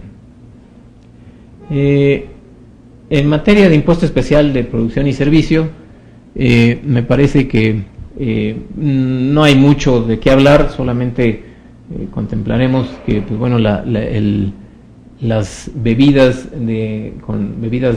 alcohólicas con una graduación hasta de 14 grados Gay-Lussac, pues estaremos encontrando que estarán grabadas a la tasa, o se pretende que se graben a la tasa del 26.5%, y si la graduación es mayor de 20 grados, pues estaremos hablando de un impuesto del 53%. Nuevamente se ataca el tema de las bebidas saborizantes o con azúcar añadidas. Vamos a encontrar con que se va a gravar al productor o importador en la enajenación o importación de bebidas saborizadas, concentrados de polvos, jarabes, esencias, extractos, todo esto que al diluirse también permitan obtener bebidas saborizadas. Todo esto estará grabado con diferentes cuotas o diferentes tasas. No importa el tipo de azúcar añadido y la cuota será de 1 peso por litro. En el caso de bebidas energizantes que contengan azúcar añadido, pues bueno, este impuesto será en adición a lo que ya actualmente paga. Nuevamente, como cada año, vemos adecuaciones o se proponen adecuaciones en materia de IEPS o de Impuesto Especial sobre Producción y Servicios, procurando atacar el consumo de azúcar, esto que ya ha venido sido atacando. Seguramente las empresas que producen refrescos o bebidas saborizantes o saborizadas estarán nuevamente interponiendo sus estrategias o medios de defensa en ese sentido. Vamos a encontrar con que hay un nuevo impuesto especial sobre producción y servicio denominado impuestos ambientales. Se pretende gravar con una cuota específica el consumo de combustibles de gas natural, propano, butano, gasolinas, gasoavión y turbocinas. Este impuesto se aplicará a las enajenaciones, importaciones de los combustibles fósiles mencionados. Su tasa podrá variar en función de la toxicidad de estos combustibles fósiles. También, asimismo, se propone establecer un impuesto a la enajenación e importación de plaguicidas en una tasa que iría del 6 al 9% dependiendo del grado de toxicidad. Hay en materia de los cigarros o de cajetillas de cigarros, pues bueno, se establece o se propone una obligación a los productores, fabricantes o importadores de cigarros imprimir un código de seguridad en cada una de las cajetillas para su venta. Nuevamente, más normatividad, más regulación en materia de consumo o más bien de producción de cigarros. Voy a entrar brevemente a una novedad. Sin duda esta fue una de las novedades y esto es algo de lo que ha sonado más en los medios de comunicaciones respecto de esta propuesta de reforma fiscal. Como les decía, no solamente contempla adecuaciones a disposiciones fiscales o abrogaciones de leyes de tipo fiscal, sino también contempla en materia de seguridad social. Se propone la creación de una nueva ley denominada Ley de Pensión Universal y Ley de Seguro de Desempleo. Vamos a hablar de su generalidad. Este nuevo sistema de seguridad social universal contempla que las personas tengan derecho a la seguridad social no como un derecho humano y no como un derecho laboral. Recordemos que conforme a nuestra legislación vigente, hoy y solo los trabajadores tienen derecho a la seguridad social. Quien no está inmerso en una relación laboral o en un régimen obligatorio de seguridad social no tiene derecho a la seguridad social. Con esta reforma, con este ordenamiento que se propone, estaríamos hablando de que se tendría derecho a la seguridad social como derecho humano y no como una consecuencia de una relación laboral. Entonces, en ese sentido, se propone en primer lugar elevar a rango constitucional el derecho de los adultos mayores a contar con una pensión universal y a los trabajadores contar con un seguro de desempleo. Se estarían reformando los artículos 123 de la Constitución y por otra parte se estarían reformando, de pasar esta reforma o de ser aprobada esta reforma, la Ley de Pensión Universal o la Ley del Seguro de Desempleo. Para esto pues, se contempla que se modifiquen otras leyes adicionales que serían la Ley del Seguro Social, la Ley del Seguro para el Retiro, la Ley del SAR, la Ley del Infonavit, la Ley del FOBISTE y la Ley Federal del Trabajo.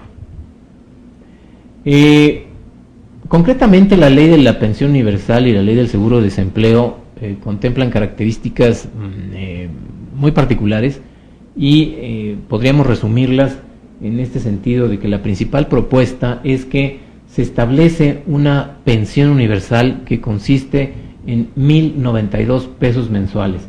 Esto este monto de la pensión sería actualizable conforme a inflación, aplicaría para aquellas personas que llegaran a los 65 años de edad y no sean pensionados por otros ramos de otras leyes y residan en territorio nacional.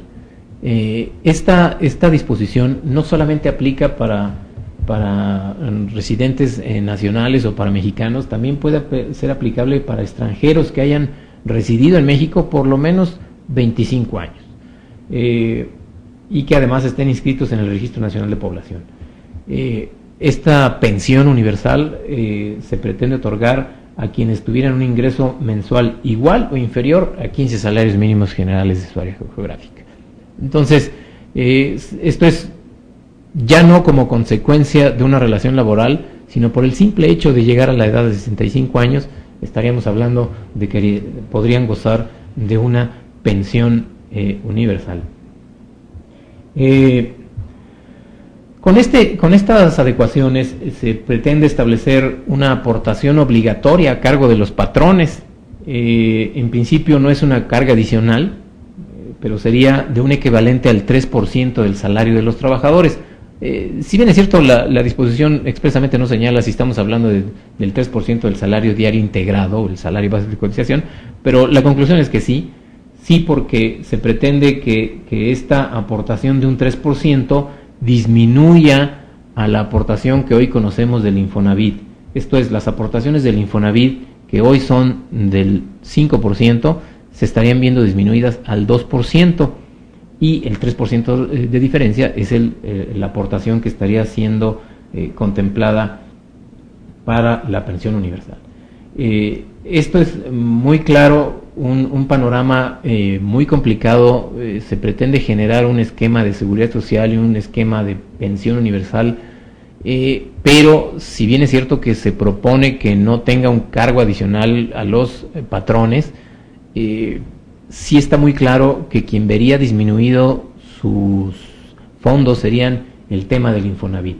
Me parece que habría que estudiar qué sucedería en el caso particular de cada uno de ustedes, qué sucedería cuando sean sujetos ya de jubilación, cuando lleguen esos 65 años, qué van a pasar con sus aportaciones de Infonavit.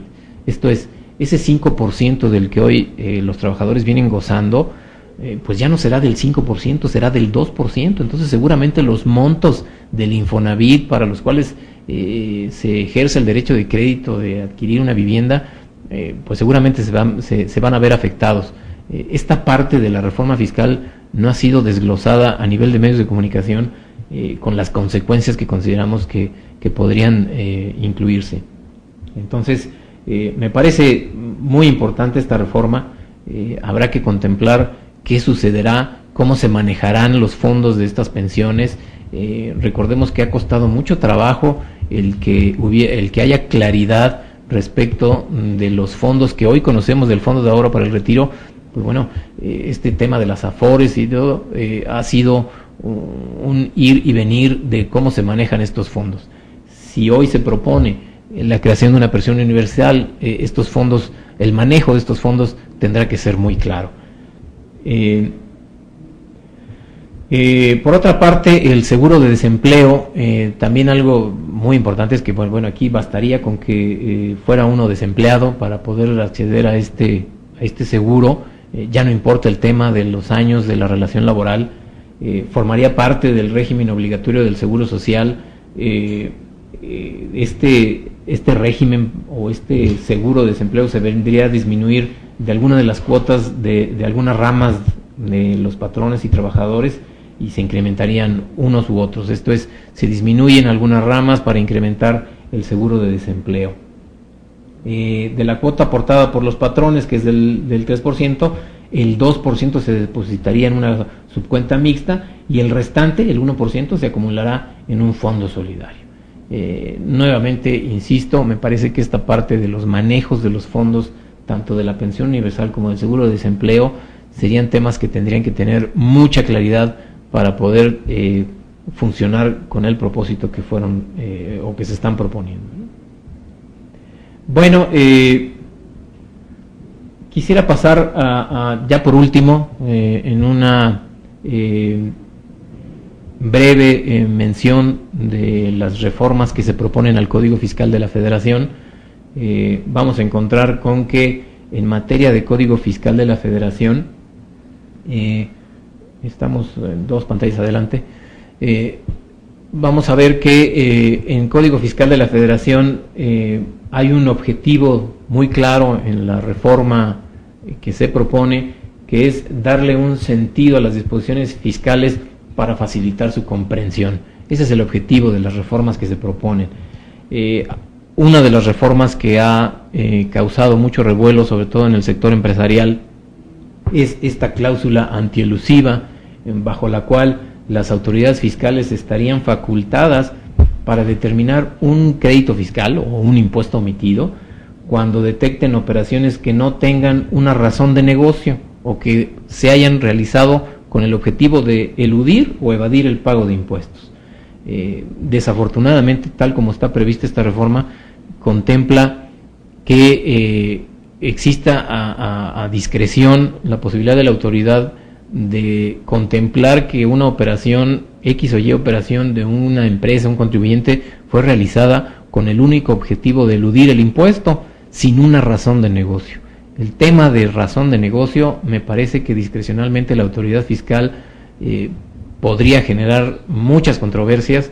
El que la autoridad fiscal tenga esta facultad discrecional de considerar que X o Y operación fue realizada con el único objetivo de eludir impuestos, me parece que es un arma que podrá estar generando muchas controversias con los contribuyentes. Algo muy importante es, en materia de domicilio fiscal, existe la propuesta, o se propone, que uno de los criterios para determinar el domicilio fiscal sea el domicilio que la persona física hubiera manifestado en entidades financieras. Esto es, si la autoridad fiscal puede contemplar que nuestro domicilio fiscal es el que está manifestado en nuestro estado de cuenta bancario, independientemente de si fue ese o no el que se manifestó para efectos de los trámites ante las autoridades fiscales. Entonces, además, se establece una nueva obligación. Las empresas del sistema financiero o bancos no podrán aperturar cuentas bancarias si es que no se cuenta con una inscripción en el Registro Federal de Contribuyentes. Esto es, cuando quieran ustedes abrir una cuenta bancaria, previamente tendrán que tener un registro de inscripción en el Registro Federal de Contribuyentes. Por otra parte, en materia de medios electrónicos vamos a encontrar con que existe la posibilidad, esto me parece que sí es una buena medida, el que se pueda tramitar la fiel o la firma electrónica, se pueda tramitar a través de un representante legal o de un apoderado, sobre todo en el caso de personas físicas que están impedidas, para poder llevar a cabo este trámite que la autoridad obligaba a que fuera personal. Por otra parte, en medidas contra contribuyentes defraudadores, pues vamos a encontrar con que se dejan sin efectos los certificados de sellos o firmas digitales emitidos por contribuyentes defraudadores. Esto es, los contribuyentes defraudadores verán que les serán revocados los certificados de sellos o firmas digitales. Por otra parte, se contempla la creación de un buzón tributario, una especie de comunicación, un sistema de comunicación electrónico entre la autoridad y los contribuyentes, a través del cual se podrán realizar comunicaciones tanto por parte de la autoridad de llevar a cabo sus facultades de comprobación, como también los contribuyentes podrán realizar trámites o promociones a través de este buzón tributario. De tal suerte que también se prevé que exista una fiscalización por vía electrónica. Las autoridades fiscales podrían ejercer a través de la vía electrónica la facultad de comprobación a través de este buzón tributario. Como ya habíamos comentado, el hecho de que desaparece el dictamen fiscal, esta obligación de los contribuyentes de dictaminar a través del Contralor Público Independiente y registrado ante el SAT, la obligación del dictamen fiscal desaparecería. En concordancia con esta medida, se propone también que se suprima el plazo preferencial, vamos a decirlo así, de los 25 días para obtener las cantidades de saldos a favor. Los contribuyentes dictaminados gozaban, en principio, me parece que esto era letra muerta, porque en principio los contribuyentes que dictaminaban sus estados financieros tenían el derecho de que sus cantidades de saldos a favor solicitadas se les devolvieran en un plazo de 25 días hábiles. La realidad es que este plazo normalmente se extendía más allá de los 25 días hábiles. En materia de responsabilidad solidaria, vamos a encontrar con que se propone que el albacea o representante de una sucesión sería el responsable solidario, y que la responsabilidad de los socios o accionistas no excederá de su participación en el capital social. Por otro lado, como ya habíamos comentado, esta obligación para las entidades financieras de proporcionar información a las autoridades fiscales sobre sus cuentavientes y verificar que estos estén inscritos en el Registro Federal de Contribuyentes. Por otra parte, también tratándose de los derechos y obligaciones de los contribuyentes, vamos a encontrar con que, por lo que se refiere a contabilidad, se propone que se define ampliamente el concepto de contabilidad, se introducen términos en la contabilidad estandarizada, electrónica, incluye asientos contables digitales que también se tendrán que proporcionar al SAT de manera mensual. Por lo que se refiere a comprobantes fiscales, recordemos los comprobantes fiscales electrónicos o la factura electrónica, se elimina el comprobante simplificado, asimismo se elimina el estado de cuenta bancario como medio de comprobación fiscal. Esta es una facilidad que existía, se eliminaría, y entonces se estaría proponiendo que solo tendría validez para efectos de deducción, para efectos de acreditamiento, el comprobante fiscal digital con todos sus requisitos. Ahí ven ustedes que, como ya hemos comentado, pues se eliminaría la obligación de dictaminar estados financieros por contador público registrado ante el SAT. Se propone que en sustitución el contribuyente presente información en un plazo en plazo normal, pero bueno, se pretende que se presente información de la situación fiscal, ya no a través de un dictamen fiscal, sino a través de una declaración que el propio contribuyente presente. Esto, pues, habría que contemplar que para efectos del ejercicio 2013, el dictamen se estaría presentando en condiciones normales con las disposiciones fiscales que hoy conocemos. Y finalmente, muy rápidamente les platico sobre el tema de facultades de las autoridades fiscales. Una especie de bullying, yo le diría, de las autoridades fiscales. Pretenden publicar una lista de contribuyentes incumplidos para que nadie haga operaciones con ellos, o que las operaciones que se puedan realizar con estos contribuyentes son de alto riesgo porque estos contribuyentes no cumplen con sus obligaciones fiscales. Es una especie así de publicar a los incumplidos, con la finalidad de que tengan cuidado de no realizar operaciones con este tipo de contribuyentes.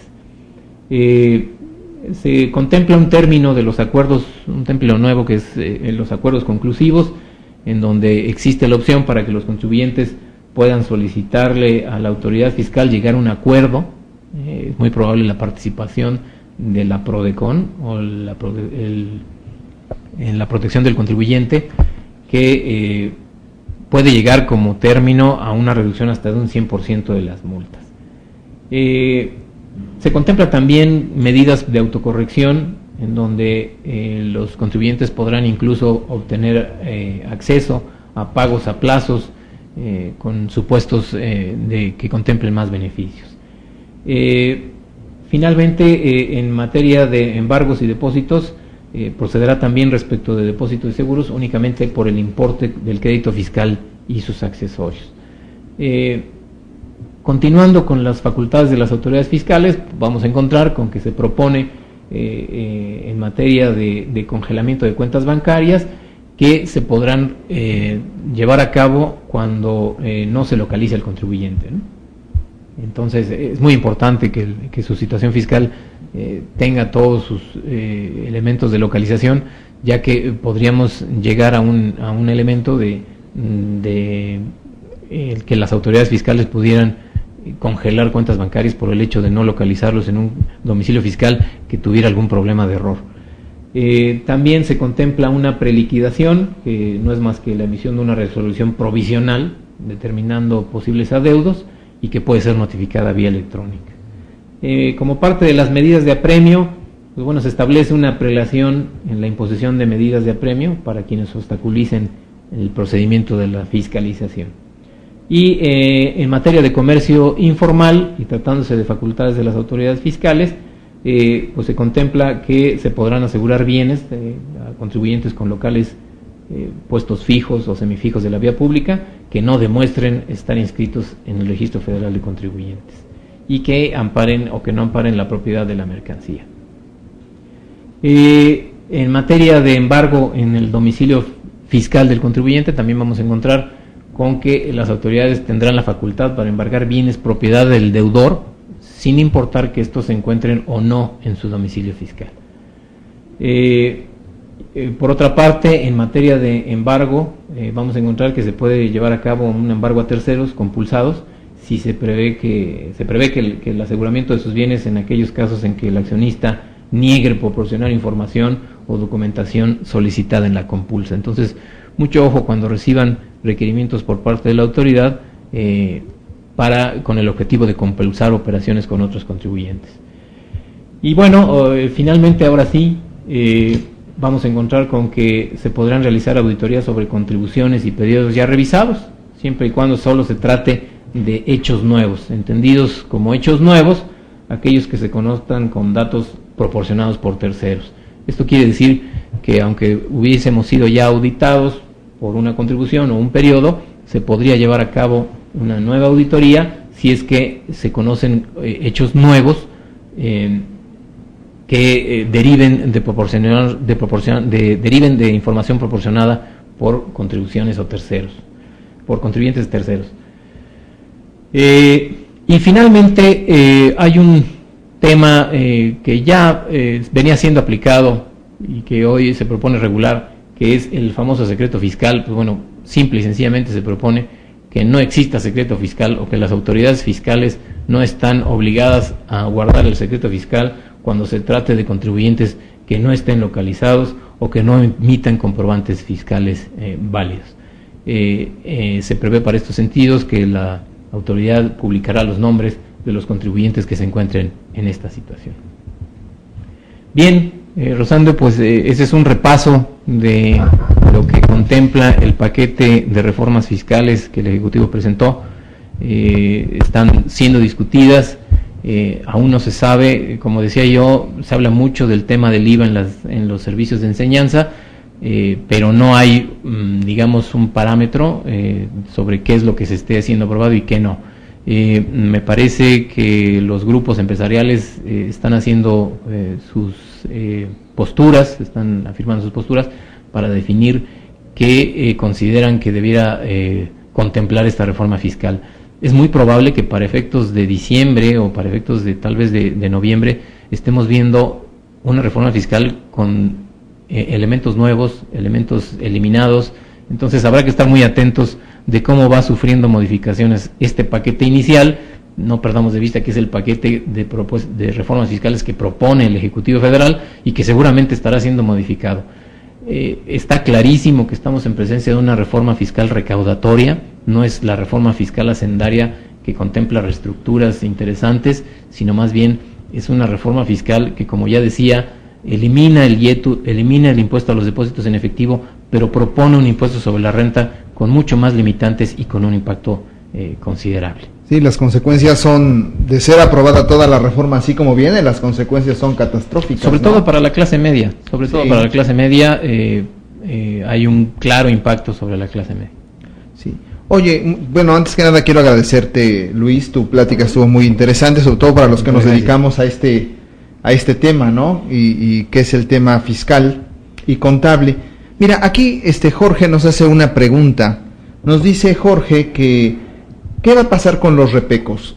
Tú hablaste sobre esta iniciativa de que se va a crear un nuevo régimen, pero por lo que nos dejan ver los medios y todas las publicaciones que luego nos mandan por internet, se pretende que desaparezca el régimen de pequeño contribuyente, ¿no? Así es, a lo mejor no entré tanto en detalle, pero sí, efectivamente, este nuevo régimen, el régimen de incorporación, es para quien no es contribuyente al 1 de enero de 2014, o para quien no estuviera siendo contribuyente al 1 de enero.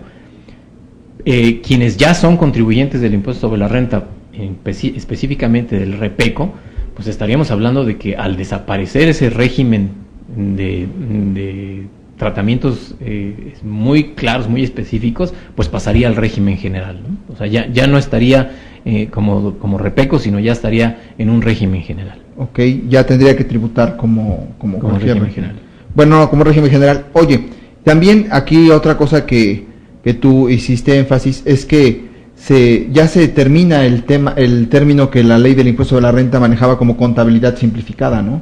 Así es. Pretende eliminar este tipo de contabilidad, ¿no? Ya estaríamos entrando a las obligaciones completas o digamos a las obligaciones generales en materia de contabilidad. Ya desaparecería la contabilidad simplificada, en donde a veces nada más teníamos necesidad o podríamos cubrir las obligaciones con el simple registro de sus ingresos y gastos, ¿no? Claro. Ok, también, bueno, aprieta más el tema de las deducciones, ¿no? Sin duda, me parece que comentábamos en algunas mesas de discusión, en donde quienes nos dedicamos a la parte de la consultoría de negocios en materia fiscal, normalmente veíamos la reforma fiscal como una preocupación por las empresas. Me parece que hoy, además de preocuparnos por las empresas, nos preocupamos por nosotros mismos, porque sin duda el tema de las deducciones personales en personas físicas van a tener un impacto considerable. Claro. Ok, y también, bueno, las propuestas que hace sobre el Código Fiscal, pues son también muy delicadas, ¿no? Claro, este tema de la razón de negocios ya venía siendo aplicado por algunos criterios por parte de la autoridad, pero no estaba de alguna manera plasmado.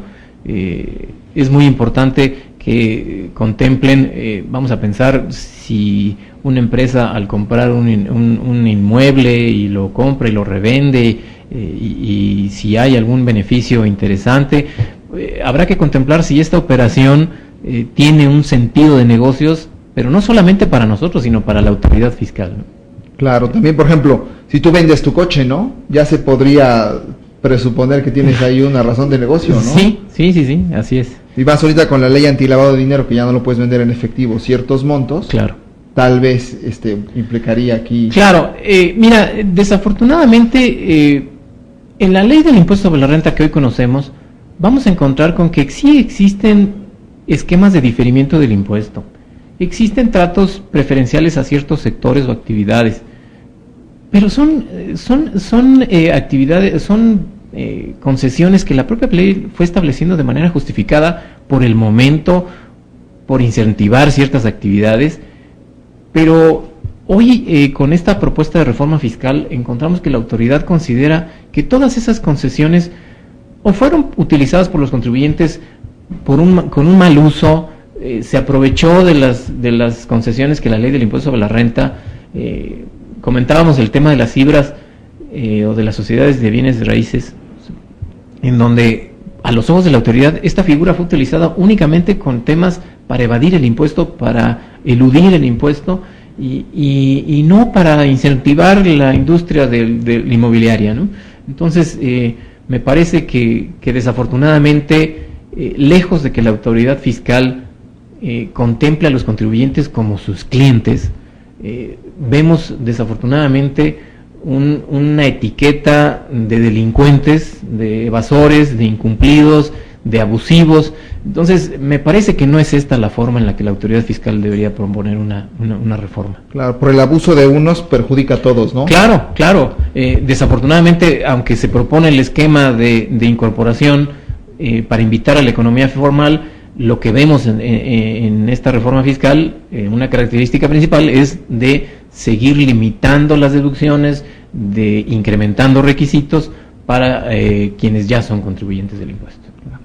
Bueno, pues Luis, pues muchas gracias. Yo creo que nos dejas muy intranquilos, ¿no? Con todos estos comentarios, ¿no? Era la intención.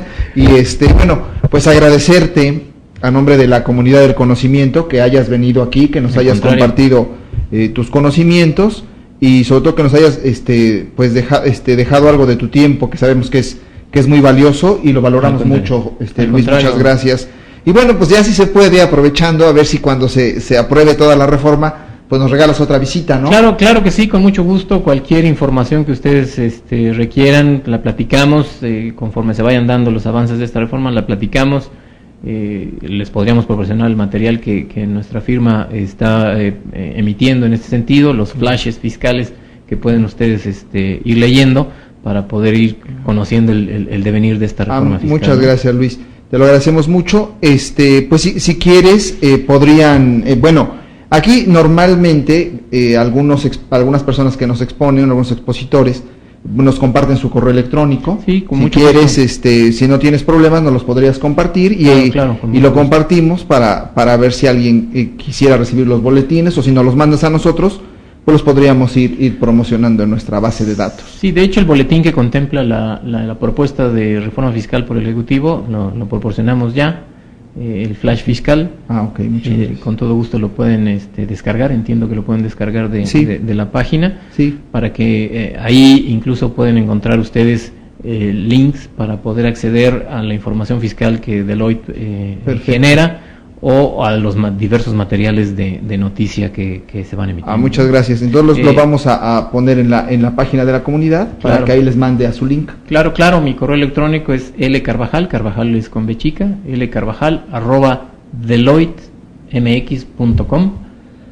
Deloitte se escribe con doble T y E al final, deloittemx.com. Con mucho gusto. .mx. Sí, también te felicita por este medio GCMAC, dice que fue un excelente curso, muy completo y fácil de comprender. Muchísimas gracias, qué bueno que quedó claro. Ese es tu correo. Así es, lo ven ustedes en pantalla, lcarvajal@deloitte, sin el punto de MX, es Deloitte MX va continuo. Ahorita lo corregimos, ¿sí? Pues Luis, ya ahora sí que muchas gracias. No, pasando por tema, me estabas comentando que vas a correr el maratón de Minneapolis. Esa es la idea. Oye, pues te deseamos la mejor de las suertes. No, y suerte a ti que vas a Cozumel, al Ironman de Cozumel. Sí, ¿verdad? Bueno, no, pero lo importante eres tú, aparte de ser un excelente contador, eres un gran deportista. Muchas gracias. No, pues nos da mucho gusto tenerte y ojalá te podamos tener más adelante. Claro que sí, con mucho gusto. Bueno, ya está el correo, ¿ya lo pusiste? Ok.